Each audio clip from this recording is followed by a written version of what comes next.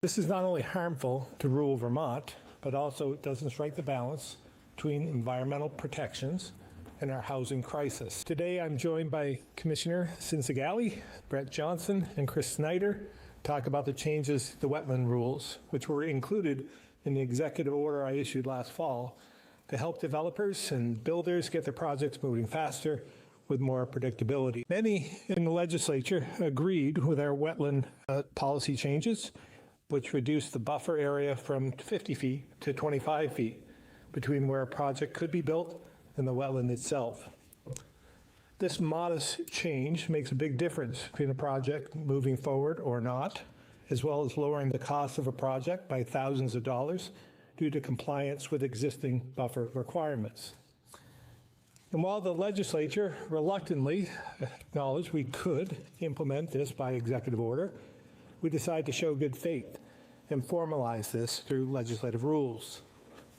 Unfortunately, they seem to be walking back on their commitment to move forward with the rule change. This is not only harmful to rural Vermont, but also doesn't strike the balance between environmental protections and our housing crisis. To be clear, this change doesn't mean developers can fill in a beaver pond to build housing.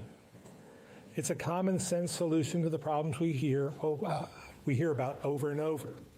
When Vermonters are trying to build their homes on family land and they're told they can't put in a driveway because it's too close to a wetland, or they're given costly solutions like buying more land next door with money they don't have just to access their homes.